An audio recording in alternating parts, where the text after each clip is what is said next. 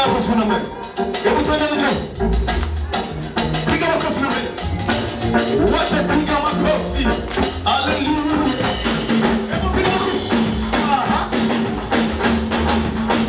Siona mtu mmoja akipiga makofi. Kuna mtu mmoja bado hataki kupiga makofi.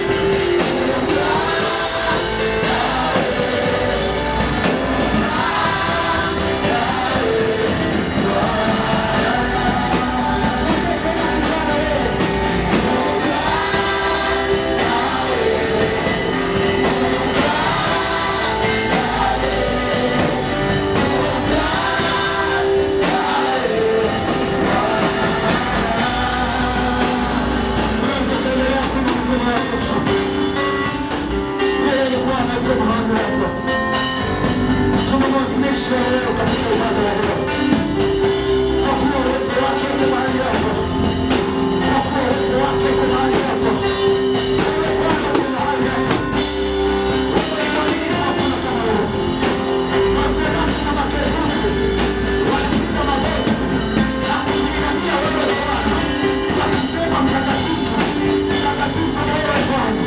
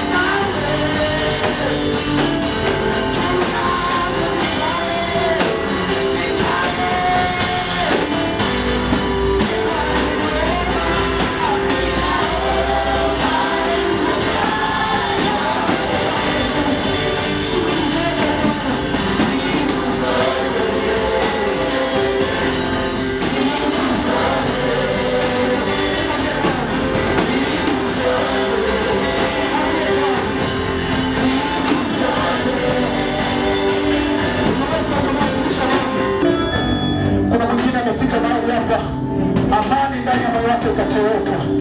Achilia amani ndani yake, achilia furaha ndani yake. Kuna mwingine amekuja hapa, ndoa yake ikiwa imevurugika. Tengeneza ndoa yako. Bwana, wape muunganisho mpya. Bwana, wape matumaini mengine, waendelee, maana wewe ni mwaminifu. Wewe ni mwaminifu. Acha yetu Bwana, tuone Mungu akituhudumia, tuone Mungu kututetea. Kuna mwingine huduma yake imekufa na imerudi nyuma. Roho Mtakatifu, fufua vipawa vyao tena. Tunamshangilia Bwana kwa makofi. Pigia tu Bwana makofi. Pigia makofi ya shangwe mahali ulipo. Pigia tena makofi ya shangwe mahali ulipo. Usichoke kuwasilisha Bwana kwa kupiga makofi kwa Bwana. Piga makofi ya juu. Mungu ametoka juu. Piga makofi ya juu. Ya juu. Ya juu. Ya juu. Ya juu. Somo linasema amua kubadilika mwaka 2026. Andika maeneo muhimu ya kulenga ili upate mabadiliko makubwa kwenye maisha yako mwaka 2026. Na unaweza ukaamua kubadilika kwenye maeneo tofauti ya maisha yako. Unaweza ukaamua kubadilika kwenye eneo la huduma yako, kaamua kubadilika kwenye eneo la biashara, kaamua kubadilika kwenye ndoa yako, kaamua kubadilika kwenye masomo yako. Maeneo yote yanayohusu maisha yako, ili upokee mabadiliko, lazima kwanza wewe uamue. Na maeneo muhimu sana ambayo unatakiwa uyalenge ili uweze kupata mabadiliko. Na haya maeneo yanaweza kaonekana ni ya kiroho, lakini nikwambie kwamba hakuna kitu chochote kinachotokea kwenye ulimwengu wa mwili ambacho hakijaanzia kwenye ulimwengu wa roho. Kwa hiyo ukitengeneza vizuri kwenye ulimwengu wa roho, utasababisha pia ulimwengu wa mwili ambao unaonekana upate matokeo yasiyokuwa ya kawaida. Eneo la kwanza, uhusiano wako na Roho Mtakatifu. Uhusiano wako na Roho Mtakatifu, ili uweze kupata mabadiliko ambayo kila mmoja kuangalia kushangaa. Fungua nami Wakorintho wa pili sura ya 13 mstari wa 14. Kitabu cha Wakorintho wa pili sura ya 13 mstari wa 14. Biblia inasema hivi: neema ya Bwana Yesu Kristo na pendo la Mungu na ushirika wa Roho Mtakatifu ukae nanyi nyote. Neema ya Bwana Yesu Kristo na pendo la Mungu na ushirika Mtakatifu ukae naye nyote. Tuongezee Samueli wa kwanza sura ya 10 mstari wa 6. Samueli wa kwanza sura ya 10 mstari wa 6. Samueli wa kwanza sura ya 10 mstari wa 6. Biblia inasema hivi, na roho ya Bwana itakujilia kwa nguvu, nawe utatabiri pamoja nao, nawe utageuzwa kuwa mtu mwingine, nawe utageuzwa kuwa mtu mwingine. Biblia imetuambia hivi kwenye kitabu cha Wakorinto. Paulo anawaandikia Wakorinto, anasema hivi, anasema neema ya Bwana Yesu Kristo. Maana yake Yesu Kristo yeye anatoa neema, na ndio maana tumeokolewa kwa neema. Lakini Mungu Baba, Biblia inasema kwamba yeye ni pendo. Anasema na pendo la Mungu Baba. Kwa hiyo yeye anahusika kwenye eneo hilo la upendo. Lakini Roho Mtakatifu anakuja anasema na ushirika wa Roho Mtakatifu. Ushirika wa Roho Mtakatifu. Ushirika wa Roho Mtakatifu. Hii tunasema koinonia. Koinonia maana yake huu ni ushirika wa Roho Mtakatifu. Shirika wa Roho Mtakatifu. Kwa hiyo Roho Mtakatifu ni roho wa ushirika. Anapenda kushirikiana na watu wa Mungu. Kwa hiyo utakaposhindwa wewe kumtambua Roho Mtakatifu ukashindwa kushirikiana naye, maana yake changamoto inakuwa kwako, sio kwa Roho Mtakatifu, kwa sababu yeye ni roho wa ushirika. Utakaposhirikiana na Roho Mtakatifu, kwa sababu yeye anapenda mahusiano na ni roho wa ushirika, maana yake kuna vitu visivyokuwa vya kawaida vitazaliwa katika maisha yako. Kuna mambo ambayo hayawezi yakaelezeka kwa sayansi ya hapa duniani yakazaliwa kwenye maisha yako, kwa sababu umehusiana na Roho Mtakatifu. Ndio maana kanisa la kwanza lilipata matokeo yasiyokuwa ya kawaida. Kwa sababu gani? Waliimanisha kwenye eneo la mahusiano na Roho Mtakatifu. Ukiangalia Biblia kitabu cha Matendo, wakati mwingine wanasimama wanasema ya kwamba sisi na Roho Mtakatifu. Maana yake wanamaanisha kwamba mambo yote wanayoyapenda hawajamweka pembeni Roho Mtakatifu. Kwa hiyo nikwambie kwamba mwaka 2026 hebu amua kutembea na Roho Mtakatifu. Amua kutengeneza mahusiano yako na Roho Mtakatifu. Usimtumishe tena Roho wa Mtakatifu mwaka 2026. Kaa sawasawa, utembee na Roho Mtakatifu, utaona matokeo yasiyokuwa ya kawaida, mabadiliko yasiyokuwa ya kawaida yatokea kwenye biashara yako, mabadiliko yasiyokuwa ya kawaida yatokea kwenye ndoa yako, mabadiliko yasiyokuwa ya kawaida yatokea kwenye huduma yako, mabadiliko yasiyokuwa ya kawaida yatatokea kwa watoto wako. Haleluya, haleluya. Huduma yako ilikuwa ya kawaida, Roho Mtakatifu anapokuja kwenye maisha yako anaongeza huduma yako inakuwa ya tofauti. Haleluya, haleluya. Ufaulu wako kwenye masomo ulikuwa wa kawaida, lakini Roho Mtakatifu anapokuja kwenye maisha yako anakugeuza unakuwa mtu mwingine. Watu wanaanza kujiuliza imekuwaje? Watu wanaanza kujiuliza huyu anatumia mganga gani? Watu wanaanza kujiuliza atakuwa amepata mganga gani, mtaalamu ambaye ni bingwa. Ngoja na mimi nikamuulize.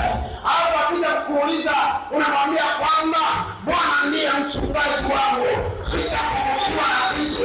Katika maisha ya wajane mabishi mdogo na kando ya mto ulimu na moja uimisha nafsi yangu ya kuniongoza katika njia za haki kwa ajili ya jina lake.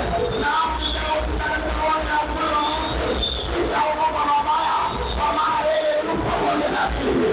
Mungu wake na kufa wake yanifariji hakika katika wema wa Bwana kulipana, nami nitakwenda nyumbani mwa Bwana siku zote za maisha yangu. Haleluya.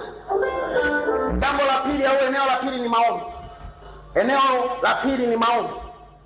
Mwanzo sura ya 3 mstari wa 8. Mwanzo sura ya 3 mstari wa 8, Biblia inasema hivi: kisha wakasikia sauti ya Bwana Mungu akitembea bustanini wakati wa jua kupunga. Adamu na mkewe wakajificha kati ya bustani, Bwana Mungu asiwaone. Ongezea Luka 18 mstari wa kwanza. Luka 18 mstari wa kwanza, Biblia inasema hivi: akawaambia mfano ya kwamba imewapasa kumwomba Mungu siku zote, wala wasikate tamaa. Umetengeneza uhusiano wa karibu na Roho Mtakatifu, umehamia kwenye eneo la maombi. Kuna vitu vya tofauti sana ambavyo vitatokea. Maombi ni nini? Maombi tunasema ni mawasiliano. Mawasiliano, na tunaposema mawasiliano yanatakiwa yawe ya pande mbili. Maana yake upande huu na upande huu, huyu anaongea, huyu anasikiliza, huyu anaongea, huyu anasikiliza. Hapo tunasema kwamba kuna mawasiliano, una exchange information, mnabadilishana taarifa. Hayo ndio mawasiliano. Kwa hiyo maombi yamewekwa ili kwamba sisi tuyatumie kama njia ya kupeana taarifa na Mungu wetu. Sasa kuna mwingine ambaye yeye anachojuaga tu ni kuongea tu mbele za Mungu. Oh, Mungu kiatu kimeisha. Mungu msosi sina. Takula nini sasa mchana? Mungu watoto hawana ada. Sijui wataendaje shule. Mungu naona sina kanga. Sijui nitavaaje. Mungu nataka gauni. Yaani yeye hajawahi kumsikiliza Mungu hata siku hii moja. Hayo sio maombi. Sasa wekeza kwenye kuimarisha uhusiano wako na Roho Mtakatifu. Na Roho Mtakatifu ni mtakatifu, kwa hiyo inamaanisha kwamba wekeza kwenye utakatifu pia. Biblia inasema wala msimhuzunishe Roho Mtakatifu wa Mungu ambaye kwa yeye mlitiwa muhuri siku ya ukombozi. Kwa hiyo wekeza pia kwenye hilo eneo. Lakini pia wekeza eneo la maombi. Hivyo ni vitu viwili tu. Hata kama ukiacha vingine ambavyo hatujavitaja hapa, Roho Mtakatifu atakusaidia, atakuongezea vingine. Lakini sasa ukiwekeza tu kwa mfano kwenye hayo tu maeneo, yani wewe ukaamua tu kwenye hayo tu maeneo mawili, nakwambia unapovuka 2026 utakuwa mtu mwingine kabisa, utakuwa mtu yule yule. Haleluya, haleluya. Haleluya, haleluya. Ndoa yako itakuwa ni ya tofauti kabisa. Hata ile migogoro ambayo ilikuwa inatokea itaondoka yenyewe. Maisha yako yatakuwa ya tofauti kabisa. Hata zile changamoto ulizokuwa unaziona zitaondoka wenyewe. Ingawa changamoto hazitakoma, zitaendelea kuwepo, lakini habari nzuri ni kwamba ukiwa na maombi, ukiwa na Roho Mtakatifu, kushinda inakuwa ni lazima. Kushinda inakuwa sio jambo la kujadili. Hata kama biashara yako ilikuwa inasuasua, Roho Mtakatifu umeweka maombi, na kwambia atanyosha. Huko ofisini, huko kazini kwako, na kwambia Roho Mtakatifu atafanya vitu visivyokuwa vya kawaida. Simama kwa miguu yako maombi.